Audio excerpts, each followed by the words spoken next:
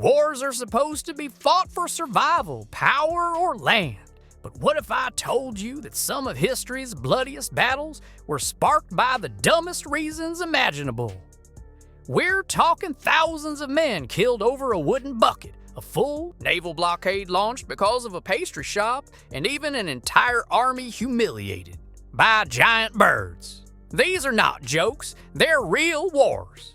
And once you hear them, you'll wonder, were our ancestors brave or just completely insane? The War of the Bucket in 1325, Italy became the stage for one of the dumbest wars in history, the War of the Bucket.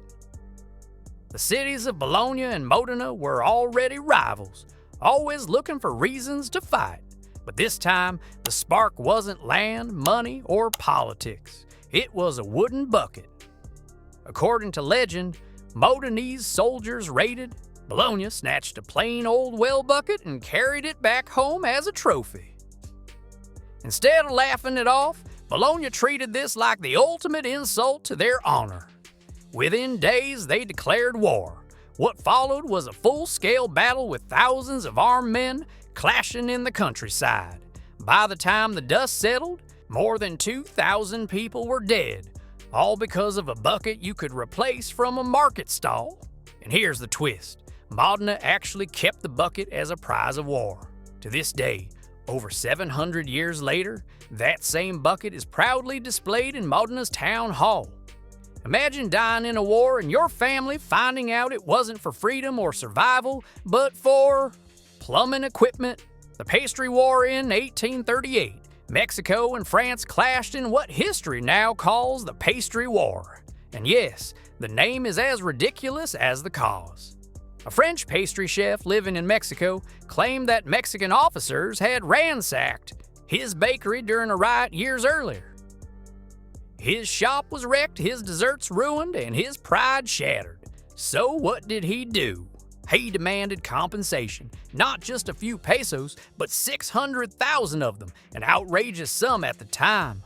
When Mexico refused, France used it as the perfect excuse to send warships, blockade Mexican ports, and bombard coastal defenses.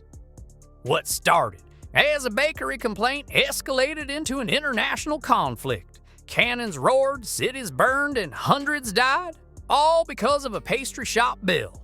France eventually got its money, but at the cost of bloodshed and humiliation for Mexico. The absurdity still stings. Imagine explaining to your grandchildren that you fought bravely, not for your homeland or freedom, but because a Frenchman's cakes were ruined.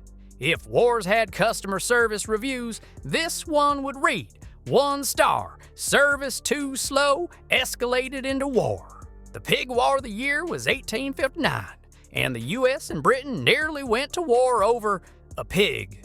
On the San Juan Islands, an American farmer named Lyman Cutler found a pig rooting through his potato patch. Furious, he shot the pig. Simple farm dispute, right? Not quite. The pig belonged to a British settler from the nearby Hudson's Bay Company. When the British demanded justice, the Americans refused. Soon both sides were calling in military reinforcements. U.S. troops landed on the island, Britain sent warships, and suddenly the stage was set for a potential international war. Tensions were so high that at one point, over 400 soldiers and several cannons stood face to face, ready to kill each other over a dead pig. Incredibly, no shots were fired and cooler heads prevailed. The only casualty remained the unfortunate pig, making this perhaps the most anticlimactic war in history.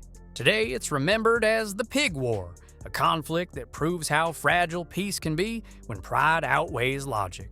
Just imagine serving in the army, and when someone asks, "What war did you fight in?" you answer, "The Pork War."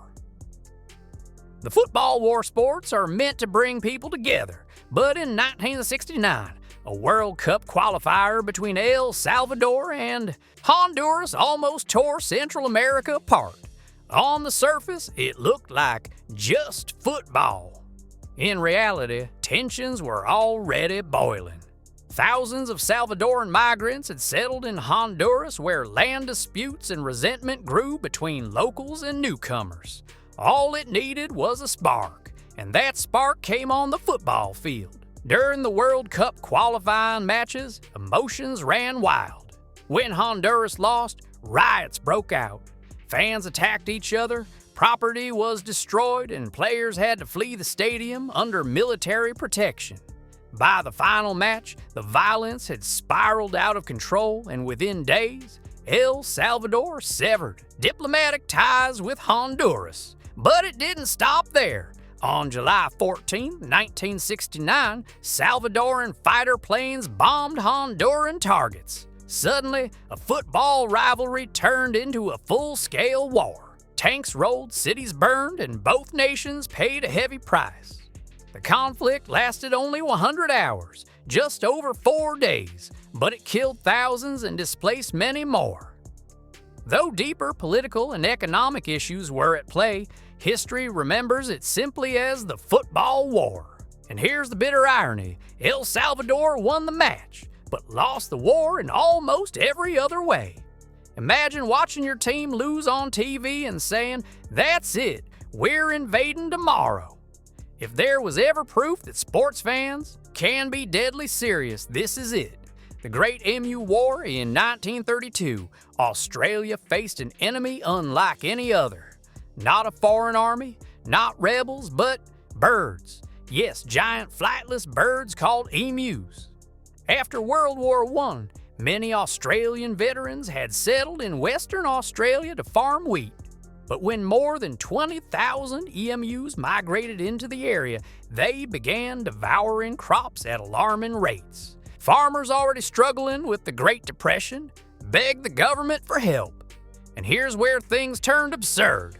The military actually deployed soldiers armed with machine guns against birds. At first, everyone expected an easy victory. After all, how could birds stand up to bullets? But emus turned out to be surprisingly good at guerrilla warfare. They traveled in small, fast groups, scattered at the first sign of danger, and were nearly impossible to herd together for a clean shot. One officer described them as having remarkable maneuverability. In short, the emus outsmarted the borrowed soldiers.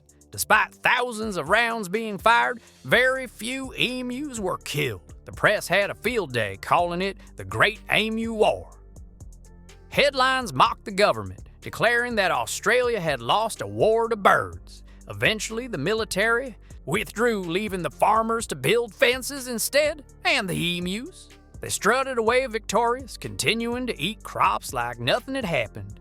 It remains one of the most humiliating and hilarious chapters in military history. Imagine serving your country in uniform, and when someone asks about your war experience, you reply, "We fought and lost to emus." So there you have it, the dumbest wars in history. From buckets and pastries to pigs, football matches, and even birds. These absurd conflicts prove that human pride can turn the smallest spark into chaos. Which one do you think was the most ridiculous? Let me know in the comments. And if you enjoyed laughing at the crazy side of history, make sure to like, subscribe, and hit the bell. Because trust me, history has even stranger stories waiting.